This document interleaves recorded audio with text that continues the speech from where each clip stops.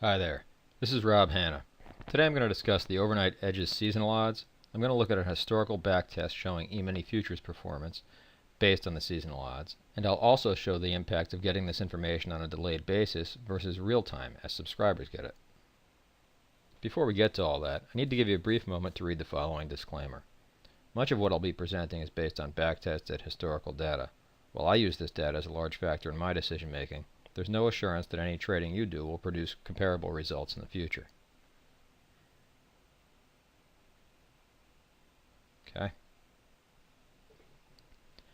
As many people are likely aware, the Overnight Edges seasonal odds are available for free by simply signing up for our email list and electing to receive them.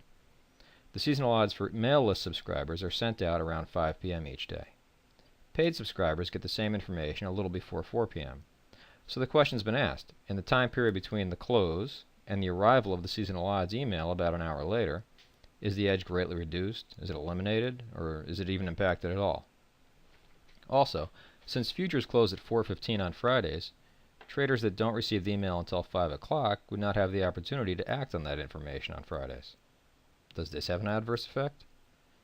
Effectively, the question is whether the information is already stale by the time it arrives in your email box. It's a good question, and so I ran some tests to answer it. To answer the question, we first need a baseline. Here I ran the TradeStation backtest that looked at buying 10 E-mini futures at the 4:15 closing price any day that the seasonal odds reading was over 55%. From 2005 through August 22, 2012, this would have produced 563 trades and generated a net profit of $231,000. Let's look at the breakdown in a little more detail.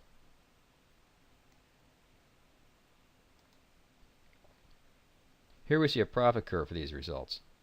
While there are certainly some wiggles and some drawdowns, the overall slope's been consistent and it's generally an impressive looking curve. Lastly, let's look at a year-by-year breakdown. Results here again show some nice consistency. 2010 was the weakest year, and 2007 was the strongest. Since 2008, we've averaged about 50 trades per year. That's run a little higher in 2012. So we have a baseline, and the numbers look solid, but as I discussed earlier, mail list subscribers would not be able to take advantage of this information in such a way. So to measure the impact of the delayed knowledge, I reran the test and changed a few parameters. Instead of using the 4:15 closing price, I used the 5:15 p.m. price, which builds in a small cushion from the email delivery just after 5. And since futures closed before 5 p.m. on Fridays and half days, I eliminated all trades that took place on those days. So let's look at the results now. There were 79 fewer trades, but surprisingly the total net profit barely went down. These numbers seem to suggest that very little is lost in the value of this particular information during the 1-hour delay period. Let's look at the returns a little more closely and see how they broke down. The profit curve isn't quite as impressive. We can see it steepened in 2008, but it's flattened in more recent years. Let's see how this looks on a year-by-year breakdown.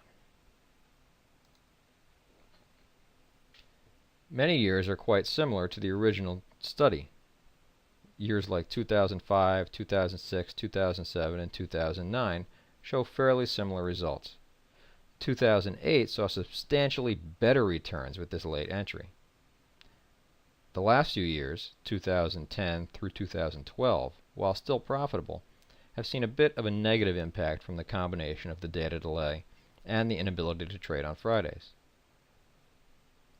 But the bottom line for me is that while the information may get there a little late, it's still worth taking into consideration if you're able to.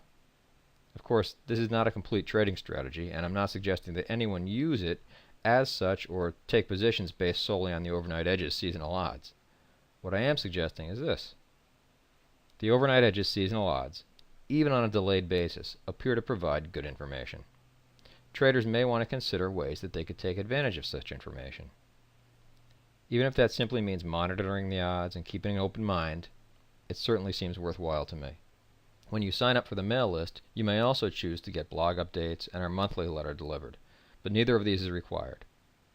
So, with nothing to lose, good information to gain, and the ability to unsubscribe from the mail list at any time, it seems like a no-brainer to give it a try. Of course, unsubscribing from the mail list would, number one, be a silly thing to do, and number two, make me very sad. So you probably won't want to do that. Anyway, check it out, and if you have questions along the way, feel free to send them to me using the contact form at overnightedges.com. And when the night comes, you can rest easy, knowing the odds are in your favor.